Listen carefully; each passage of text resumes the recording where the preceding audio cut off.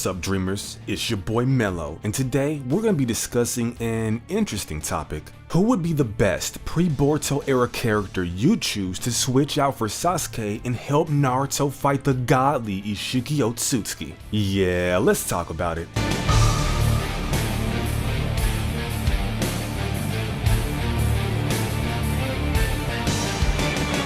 Isshiki Otsutsuki is a god capable of defeating both Six Paths, Kurama-enhanced Naruto, and Rinne Sharingan Sasuke with ease. There are 5 things in particular that make Isshiki Otsutsuki such a terrifying combatant. The first thing we have to address is his physical prowess. I'm talking about his speed, his strength, his durability, etc. Everything is god tier. In Boruto chapter 38, he effortlessly forces his way through the defenses of Sasuke Susanoo in Naruto's Kurama avatar. Yeah, that's a thing. The second thing we need to address is one of the dojutsu present in his right eye, the Shikuna Haikona. It allows him to instantaneously shrink himself or any non-living matter within his gaze and return it to its original size at will. This ability is almost single-handedly responsible for the decimation of both Naruto and Sasuke. The third thing we need to address is the second dojutsu present in his right eye, the Daikokuten. Through its use, anything that Isshiki has previously shrunken can be stored within a pocket dimension where time doesn't flow, allowing him to maintain the condition of the stored object. However, what makes this dojutsu particularly lethal is that these objects can instantaneously be retrieved from this dimension at a focus of his gaze. In Boruto chapter 50, Isshiki was able to catch the light speed tier Naruto and Sasuke off guard with this ability, so we definitely need someone who can deal with objects spontaneously appearing above their heads. The fourth thing is his ability to use space-time ninjutsu to travel between dimensions. During his first fight, when he was still in the body of Jigen, he was able to use this ability to avoid a combination attack from Naruto and Sasuke. Lastly, the fifth thing we need to address is Isshiki's fighting style. His style allows him to seamlessly switch between offense and defense by instantaneously altering his size. He combines the element of surprise with the blinding speed of his dojutsu's abilities and his overwhelming physical prowess to dominate his opponent. Now, there are 4 requirements that I feel a character must have in order to contend with the god tier Isshiki Otsutsuki. Number 1, high intelligence. We need a character who can quickly and accurately analyze Isshiki's abilities and formulate the appropriate countermeasures. Big brain, oh yeah. For the second and third requirements, we need a character with exceptional defensive and offensive capabilities. A great defense is absolutely required for any character who wishes to survive longer than 10 seconds. Now, defense is a must, however, an amazing offense is required for any character who actually wants to win the battle. We need someone with stopping power. And lastly, the fourth requirement. We need a character with exceptional visual prowess, someone who possesses the Sharingan. We know that the only way to track Isshiki when he's in his shrunken state is through the Sharingan, so this ability is a must. Based on our requirements, this leaves me with 4 combatants: Madara Uchiha. Do not misunderstand it. This is not power of your creation!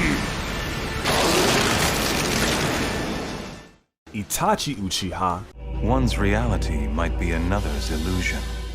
We all live inside our own fantasies.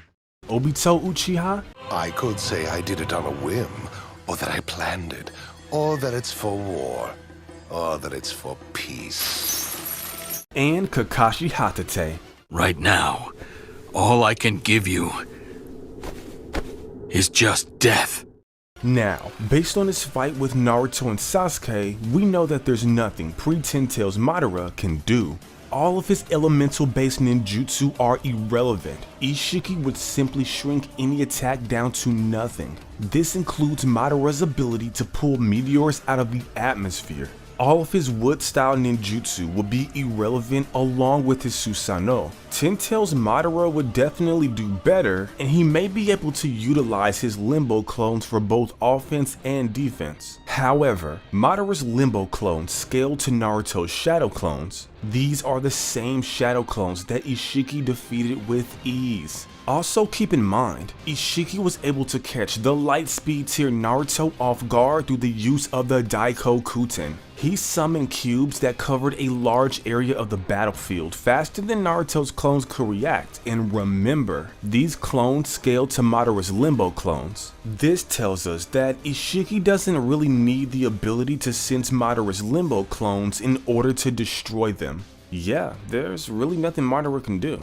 Now, the only reason why Itachi is on this list is because of the Izanami. Now, for those of you who aren't too familiar with the Izanami, don't worry, got you covered. The Izanami is one of the Uchiha clan's ultimate dojutsu. It's a genjutsu which affects the target through physical sensations shared between them and the user. The caster of the genjutsu uses their Sharingan to capture a series of physical sensations that overlaps and connects them in order to create an infinite loop of events that entraps the opponent's consciousness. Keep in mind that this is a very simplistic explanation for a complex ability. So yeah, forgive me for that.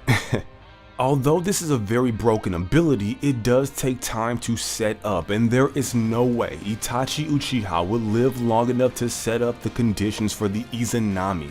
As an honorable mention, he could try to use the Totsuka blade to seal Ishiki away, but good luck trying to catch the light speed tier Ishiki with that crap. Itachi is definitely smart enough to analyze his abilities, but he has no defense that can handle Ishiki's onslaught. And we've already established that the Susanoo is irrelevant. And lastly for Itachi, if Ishiki could easily be placed under a genjutsu, I think it's reasonable to assume that Sasuke would have done it. Itachi doesn't have the answers. Now, that just leaves Obito and Kakashi. I believe that Kamui provides the best offensive and defensive capabilities. The problem for Obito is the way he uses Kamui. He's forced to touch his opponent in order to pull them within the Kamui dimension. There is zero chance that he's going to be able to touch Ishiki. His shrinking ability is so fast that Naruto and Sasuke originally thought that he was using teleportation. Obito has no chance of catching this guy.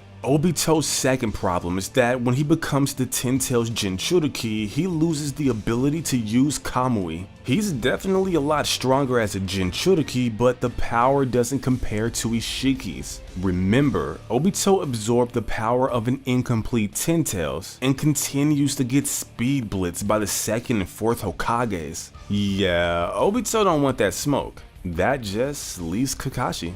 Now, the version of Kakashi that I'm going to be using will be the 6 paths Double Mangekyo Sharingan Kakashi, also known as DMS Kakashi. So here's the reason why I'm choosing DMS Kakashi as the perfect pre-Boruto era character to battle Ishiki Otsutsuki alongside Naruto. He meets every requirement. He possesses the intelligence to analyze and counter Ishiki's abilities. Through the use of Kamui, he can become intangible. This means he'll actually last long enough to gather information, unlike Itachi. This ability also serves as the perfect defense. Remember, the only reason why Kamui was defeated was because the eyes were divided between two people. Otherwise, when used defensively, the Kamui is literally unbeatable. This also provides him with the perfect offense. Kakashi will have access to Kamui's long-ranged abilities. He wouldn't need to attempt to make contact with Ishiki in order to absorb him within the Kamui's dimension. He would simply focus his gaze on a particular area that Ishiki is occupying. Then he would absorb everything in that area. This way, he can rip Ishiki Otsutsuki apart no matter what size he is. Keep in mind that Kakashi can track Ishiki at any size through the use of his Sharingan.